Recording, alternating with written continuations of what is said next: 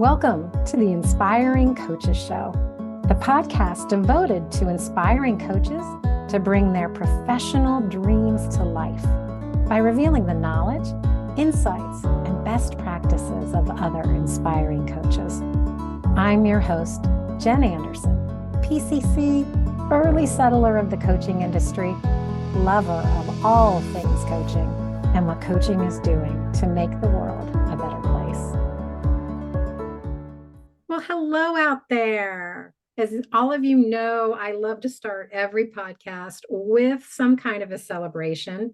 And so I ask my clients, I ask my friends, I ask you to send in your celebrations, because I really think it sets a tone for the coaching that we're always starting with strengths. And so what can we celebrate from your life? So today I have a celebration from Michelle, who is an experienced coach in the US. And Michelle says, last week, I delivered an important presentation for how our healthcare organization can ramp up to provide more internal coaching services to our employees. My proposal was well received, and I'm hopeful we'll get the green light to do more coaching within the next 6 months. So yeah, Michelle. So I want to invite each of you, dear listeners out there, to send in a brief 2 to 3 sentence celebration from your own work as a coach in the world. Each week, I plan to share 1 or 2 of your celebrations as yet another way to inspire our listeners. So please email me with your celebration, keeping in mind the imperative for confidentiality. And you can send that into to Jennifer@coachingoutofthebox.com.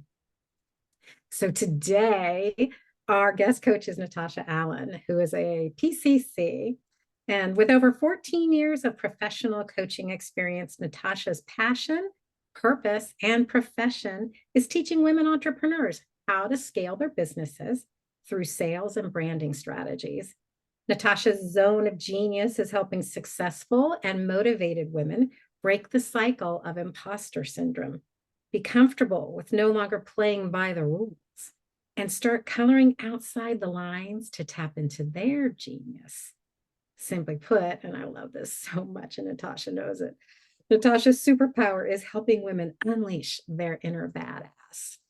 So today, Natasha is ready to chat with me about what has most recently been inspiring her within the world of coaching, namely how post-COVID, coaches are uniquely poised to help people move beyond the fast-paced hustle culture and mentality. So to get you centered on her topic, Natasha has provided us with a quote from Mel Robbins. There will always be someone who can't see your worth. Don't let it be you. So while you're pondering that bit of wisdom, we'll take a quick break to hear from our inspiring sponsor, and then we'll be right back with Natasha Allen. On behalf of all of us here at the International Coaching Group, we thank you for joining us today. Have you been thinking about becoming an ICF certified coach? Reach out to an enrollment coach and ask about our Fast Track to ICF credential. We would welcome the opportunity to support your coaching education journey from beginning to certification and beyond. Remember, every journey begins with a single step, so take the leap. Become an ICF certified coach. Your ACC credential is waiting for you. Welcome back. And as a quick reminder, today we're talking about how our guest, Natasha Allen, sees an opportunity for coaches to help their clients move beyond the fast-paced hustle culture and mentality. So, hi, Natasha. Hello, how are you? I'm good. It's so good to see you. Every time I see you, I get happier. I know. And we're both wearing bright colors, bringing in the energy. Yes. Yeah. That's one of the first things I remember about you when we first met. We were on Zoom and you had your picture up and it had that bright yellow on it. And I went, oh, yes, more of that, please. We need that in this world. And you're just such a shining example of bringing yourself, your color, your life. Thank you. Yes, I love bright colors. I love to smile. At some point, we just have to love life because life is always going to life, right? Life is always going to life. You know, I've noticed that. Yes. I've lifed for a few years now. Yeah. We just have to go through the ebbs and flows, but we have to just maintain a sense of humor about it, give ourselves some grace. So, Well, give ourselves some grace. And the other thing about you, Natasha, is I know that it's not just you giving yourself permission to shine. You are really seeking for others to give themselves permission to shine and grant themselves that grace. And so that's one of the big reasons I really wanted to have you on here. I also admire you greatly for the work that you're doing in the world. And so I want to jump right in, and I want to kind of base this first question on kind of our topic. So you told me that you're envisioning a world where we're coaching people to move beyond the traditional hustle culture. And so I'm wondering if that's what we're moving away from, what are we moving to? Because we got to be moving to something, not just away from something. exactly. I think we're moving towards more self-care. Think we're moving towards really taking care of ourselves mentally and emotionally. We all experienced COVID, and COVID left us in such a very raw and exposed place. And what I love about the world in general, but specifically the coaching arena, is that, people are giving themselves permission to take a step back, to cultivate happiness and joy in their life. They're finding healing, they're finding support. And most importantly, what I've noticed is that people are finding community, which is huge. So, yeah, I think we're moving towards that place of community, peace, healing. Yeah, it's interesting because, you've brought up the fact that we went through COVID, which what represented huge upheavals in communities, no longer being able to gather, and then people feeling guilty if they did gather when we're not supposed to gather, and just, it was just every kind of community too, not just our social communities, but our work communities. Yeah. And so I think it's really an interesting thing to think about. There's this sense of kind of waking up and post-COVID looking around and saying, okay, now what, right? What are we doing? And I think generationally speaking too, there's a different attitude about that hustle culture. Yes. You seeing that too? The new generation, when I say that, I laugh because I'm like, oh, geez. But the newer generations, I'm Gen Z. We grew up hustle culture. We grew up, you go to school, you get the bachelor's degree, you get the master's degree, you climb to the top of the corporate ladder. And they're like, my mental health matters more right now. They're taking a seat back from all of the things. And what I appreciate about this newer generation is they practice more self-love and self-care than I think we've ever considered. Oh, my generation, Natasha, does not even like that phrase, self-love. Because what is it? What do I do? Right? Don't we all do that anyway? No, I guess not so much. But we really do push back against it. And you're right. I don't think the younger generations do.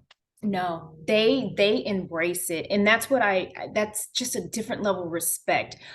They are so much more in tune with who they are, what's working, what's not working. And let me figure out how to make this better for myself. So I just think of,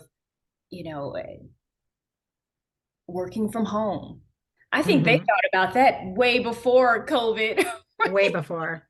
They're so innovative. They've thought about ways to help give them a fulfilling life. What would fulfill me as an individual? This is how my parents did it. This is how my grandparents did it.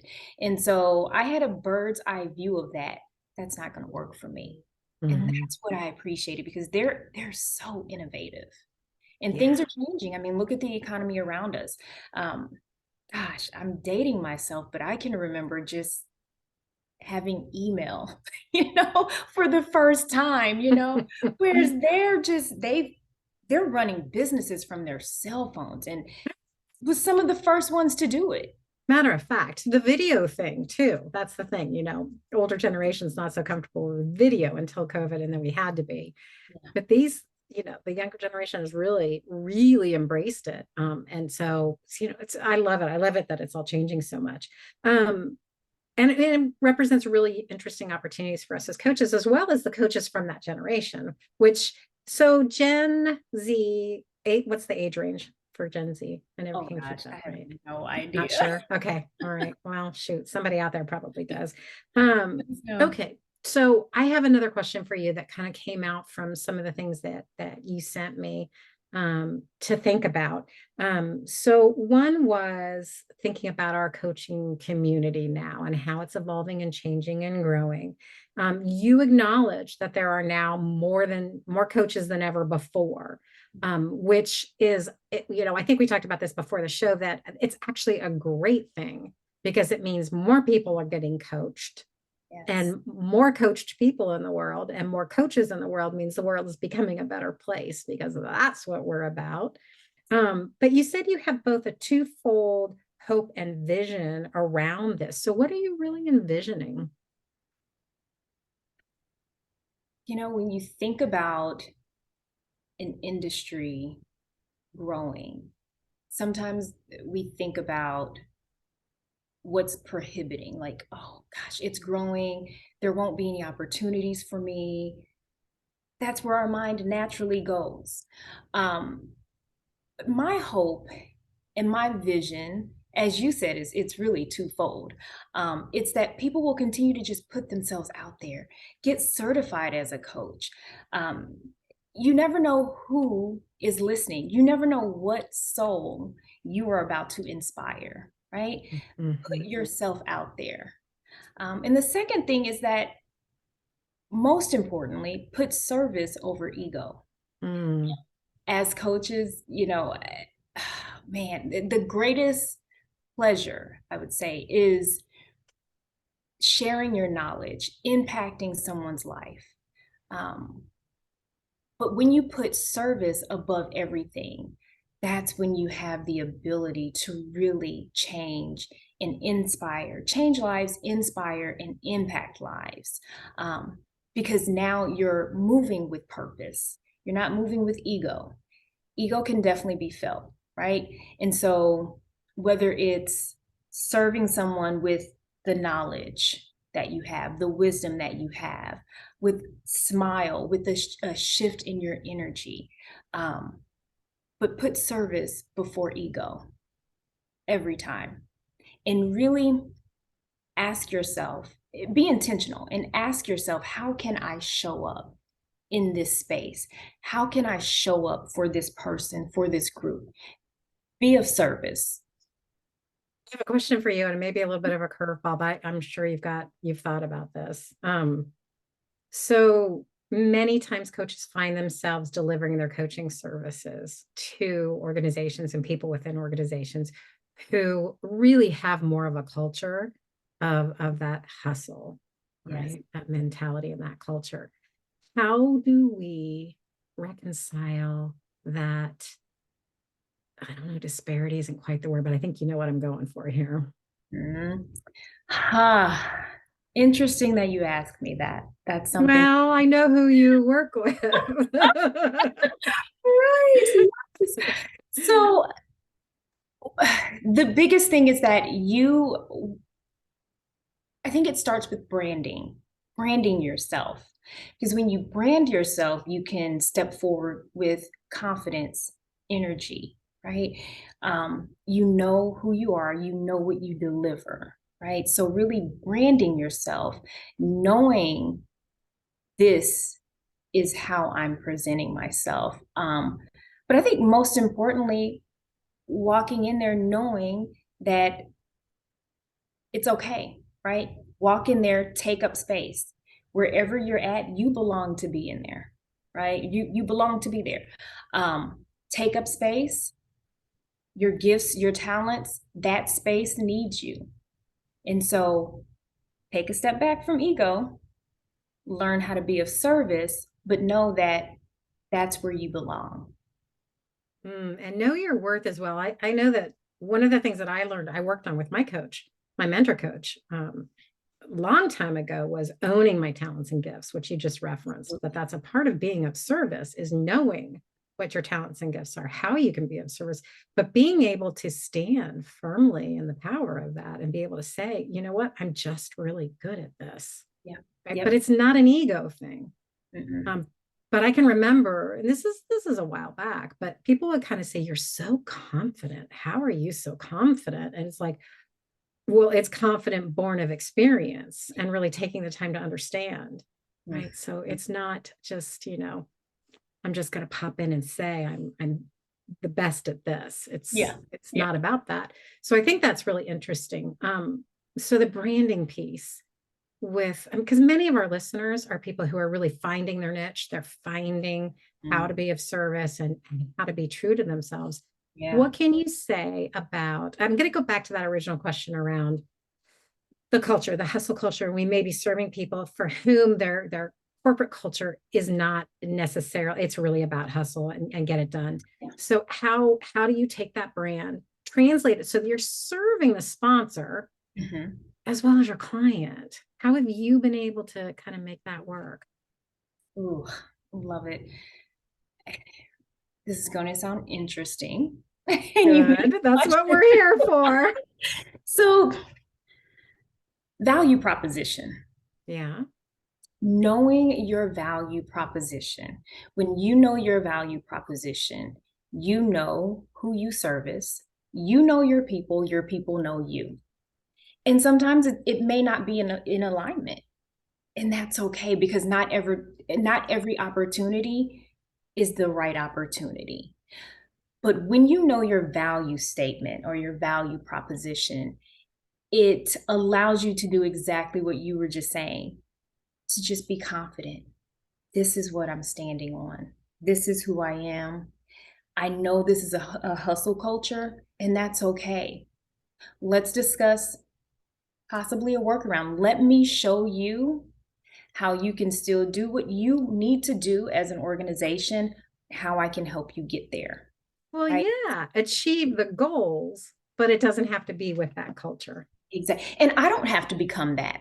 Yeah. Right? Oh, good So point. exactly. I don't have to, because I'm standing on my value proposition.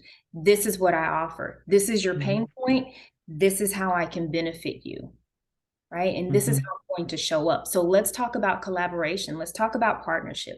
How can we come in partnership to this without you losing who you are and without me losing who I am? Ooh, beautifully said.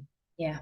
Yeah. I have a really, really good friend. I just adore her. And we were talking about the roots of coaching, right? So she was really first in, and I was like the next wave. She said, in the beginning, we really were disruptors. We were disruptors. That was the whole point of coaching, was to say you cannot continue with business as usual. You cannot continue with life as usual. It's not working. There's got to be change. And I heard that within your answer just then. And that part of our role as coaches is to challenge that, to say we can be successful, we can achieve our goals, but it doesn't have to mean some of the price tag. We don't have to pay some of the prices of a hustle culture. Exactly. Right? It's just something different to embrace. So, I love that you're standing for that.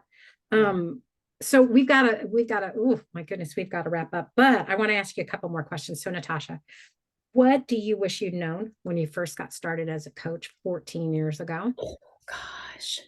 I think it goes back to taking up space, being okay with taking up space. That was the biggest thing. When someone suggested to me to actually go and get certified as a coach, my first thought was, wow, I can do that. I can actually do this. What? Right. But it's taking up space. I gave myself the permission to say, you know what, again, this room needs me. This organization needs me. There's an alignment here, right? And if there's not, it won't happen. But when there is an alignment, step into that power, because you belong there. And I am such a pro woman. I love everything girl power, woman power, you name it. I love it. But I think also just taking this from that standpoint of women, I think as women, we house so many insecurities, more than we should. And I think that every woman is capable of succeeding, walking in any room and succeeding beyond her wildest dreams. But sometimes it's hard to project that genuinely. right? Mm. Because a lot of times there's that imposter syndrome, there's that insecurity, right? But every woman deep down recognizes that fighter, that lioness, as I would usually say, that lioness in her. We know that, but sometimes it's hard to translate that into the world because of fears, apprehensions. So walk into that space knowing that you belong there. And that was the biggest lesson that I had to learn, to remove those fears, remove the apprehensions, because it's all internal, right? It's all internal. But again, I go back to, we got to unleash that inner badass, right? We do. And hey, I want to add a little bit to this conversation because, coaching really is traditionally kind of female based. 75% of coaches in the world are females. And this is now a multi-billion-dollar industry. Yes. And I think one of the reasons we've gotten to where we've gotten to and are so successful and have built this industry is because we have supported each other. There has not been that sense of competition. There's only enough for a few, right? We don't have that showing up. And I really celebrate that. I can't even find the words. Yeah. I really want to acknowledge that. And I think it's what you just talked about. The more we lift each other up, and the more we call out that imposter syndrome, the stronger the industry gets, and the more impact, as you've been talking about, the more impact we can have, purposefully speaking. So, so I really honor that. And I know that's a part of who you are as well. So Natasha, what is your next stretch as a coach? What is my next stretch? Gosh, I would say for me, my next stretch is, I really want to get into facilitation. So I really want to become a facilitator, and I want to help organizations and teams focus on employee engagement and focus on it as a business strategy. I think it's not strategized as much as it should be. People run your business, people make you money, and we have to make sure that we put our internal people first and we strategize them within every aspect of the business, not to just make, the bottom line, but to ensure that they are truly engaged and they feel valuable. Yeah. I can't wait to see what you create with this. Thank you, me either. All right. So one final question is, how can our listeners find you if they want to connect personally with you? Wow. So I'd say all social media. So, so I would say Facebook, Instagram. So my handle is Natasha Nashe. So it's Natasha and then Nashe, Nashea. You can find me on Facebook as well as Instagram with both of those handles, or with that same handle, actually. I gotta find you on Facebook because they finally let me back on. I got hacked almost 2 years ago. They killed my account. It's gone, and they just let me back on. So yeah, you can be within my first 100. Yeah. It was awful. Thank you very much. 14 years of spreading love and light on that platform, and somebody hacks me and I get kicked off. Anyway, that is beside the point. I will be reaching out to you. Sounds good. Sounds good. Okay. Just know this. Now you're on, and you can create better opportunities, opportunities, and impact even more lives. Right? Oh, yes, absolutely. It's 2.0 for Jen and Facebook. So. All right. Well, thank you so much, Natasha, for being here today with me to inspire coaches the world over. We are global. And so I know that they found inspiration. They're going to find unique ways to help people move beyond that hustle culture and mentality. And you're a bright, shining light and representing that for us. So thank you. Can you stay for just another minute? Absolutely. Okay. Because we're going to take a quick break here. And when we come back, then I'll be sharing with everyone else how you can be an inspiring guest on the show like Natasha. So we'll be right back. Hi, I'm so glad you're here. You may be wondering, Why start your own coaching business? Well, one of the key benefits of starting a coaching business is that it allows you to help others succeed. You can help your clients set and achieve their goals, learn new skills, and make positive changes in their lives. This can be an extremely rewarding experience. It can help you build relationships of trust with your clients and help you feel more fulfilled in your work. Owning your own coaching business is a great way to do what you love, to be able to choose your clients and set your own rates and work where and when you want. When you start your own coaching business, you have more potential for work-life balance, and you can work on your own terms. So this means that you can choose the work that you want to take on and set your own hours. You're in charge of your own business. You have control over your life and your work schedule. Another benefit of starting a coaching business is that it's often quite profitable, and there's lots of demand for coaching services. This makes coaching a great business opportunity for aspiring entrepreneurs like you. Owning your own business can be a great way to ensure that you can secure your future and that you're able to take more control of your destiny. It's an empowering feeling when you're more in control and are more certain about the path you want to take in your life. It's time to put yourself in the driver's seat and take that next important step in your career journey. You've got this, and we're here to help. Okay, so I promised to tell you how you can apply to be a guest. We are always looking for inspiring guest coaches. So if you're interested in joining me on the show and having a wonderful conversation like we just had, please send an email to jennifer@coachingoutofthebox.com and include your topic idea and a short blurb on how you think it will be inspiring and really inspire coaches to bring their professional dreams to life. So as we all know, inspired coaches believe in expressing gratitude, and I'm certainly inspired. So thank you to our inspiring guest today, Natasha. Thank you so much for being here and sharing your brilliance.